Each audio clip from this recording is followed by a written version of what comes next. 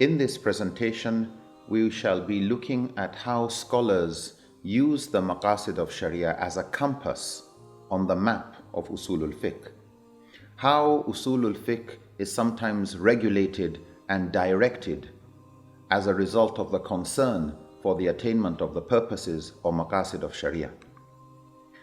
One thing we find is that there are many hadith where the context of the hadith has not been elaborated. The historical or the political, environmental or social context is not specifically clear.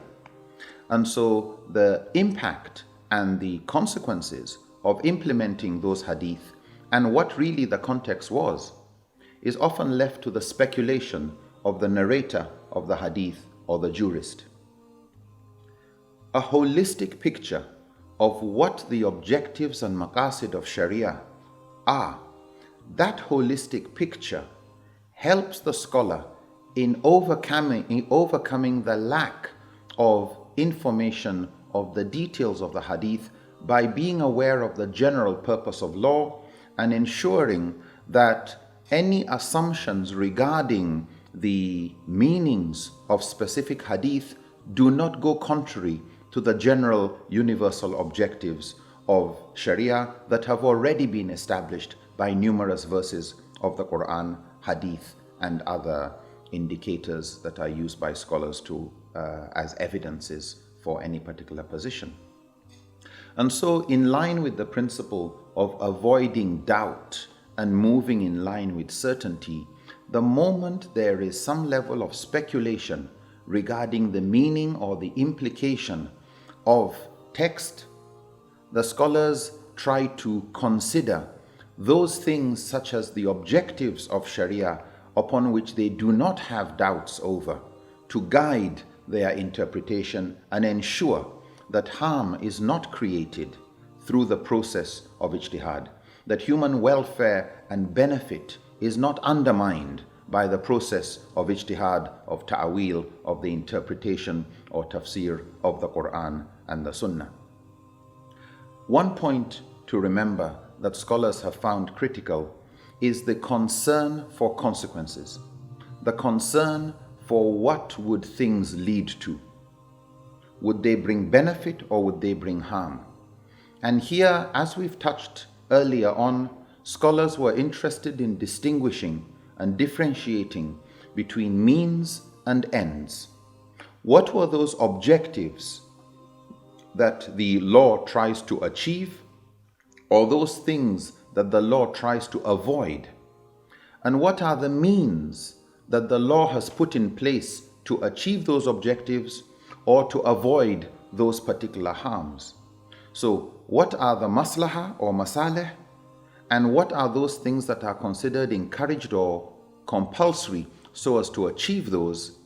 And what are those things that are the mafsada, those things that are haram in and of themselves, that the Sharia has also put laws down for, with an attempt to prevent or reduce the chance of the haram occurring? And when we look again at this issue of how maqasid regulate ijtihad, we should not forget the maxims of Islamic jurisprudence that are themselves established based on numerous evidences from the Quran and the Sunnah. We remember the statement or the maxim which states that ad-darar yuzal, that hardship, situations of difficulty should be removed. And where that is not possible, then al-mashaqqa tajlibu taysir or tujlabu taysir, that hardship should be removed, but also the difficulty, constraint should be followed by facilitation. That when people are in tight situations, difficult situations where people are going to suffer, then there should be a relaxation of laws, concessions made. And the other maxim, al-umur bimaqasidiha, that circumstances are decided based on the intentions, based on their objectives. With this in mind, when it comes to deciding whether an action is good or bad, in the absence of clear text of the Quran and Sunnah, scholars have had to do a more holistic impact assessment in looking at how much benefit is in an action and how much harm. When we say something is good, it doesn't mean there is no harm. When we say it has advantages, that's why it is good, it doesn't mean it doesn't come with any side effects or disadvantages. Most things that come with advantages have some disadvantages too. But what scholars are weighing is the overriding benefit or the overriding harm.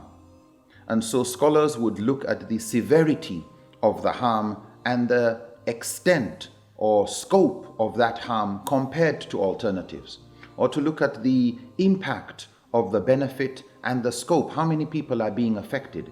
How long will the benefit last for compared to alternatives? Or if you want to weigh between greater or lesser evils, how severe is this benefit compared to how severe is the harm compared to alternatives?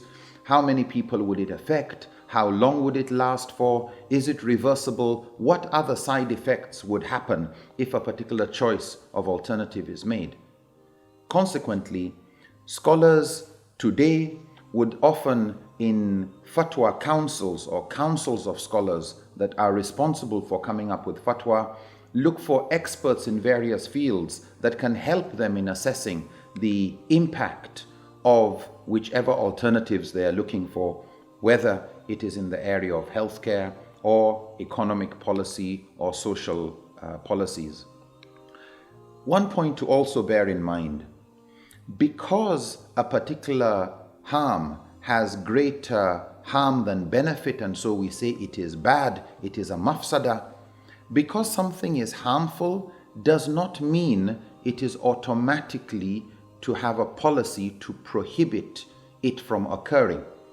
So when we say, for example, that people could die due to car accidents, because car accidents can kill, does not mean we should stop car accidents by telling people not to drive cars anymore, just because it's possible that people would be killed.